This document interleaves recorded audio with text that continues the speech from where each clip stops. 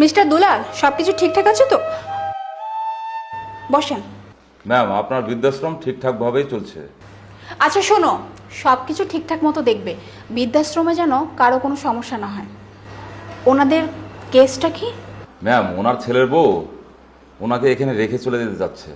ওনাকে রেখে যেতে চাচ্ছে? ওনাদের ফাইলটা দেখি। এসব কি? ওনাকে টিনের ঘর দিছো, তার উপর নিজে রান্না করতে হবে, এসবের মানে কি? ম্যাম, উনি যা যা বলেছে তাই তাই করেছি। তুমি এক কাজ করো, নতুন একটা ফর্ম পূরণ করো, আর ওনাকে একটা ফার্নেস রুমে দেবে যেখানে এসি আছে, আর খাবারের প্যাকেজ দিবে, আর বাবুর্চি রান্না করবে, আর ওনার রুমে যেন খাবারটা পৌঁছে যায়। এই যে আপনি কে, এখানে এত মাতব্বরি করছেন কেন? উনি এই বৃদ্ধাশ্রমের মালিক। মালিক তো কি হয়েছে, খরচ তো আমারই দেওয়া লাগবে।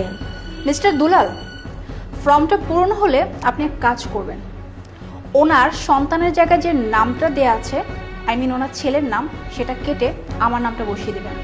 জি ম্যাম। মা, তুমি আমাকে চিনতে পারতেছো না? না তো। মা, 30 বছর আগের কথা তোমার মনে আছে?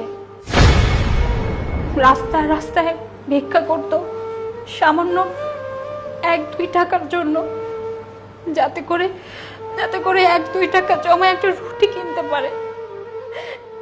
এমনও দিন গেছে মা, আমি দিনের পর দিন আমি শুকনো একটা রুটি খেয়ে আমি ছিলাম, আর কোনো খাবার পাইনি।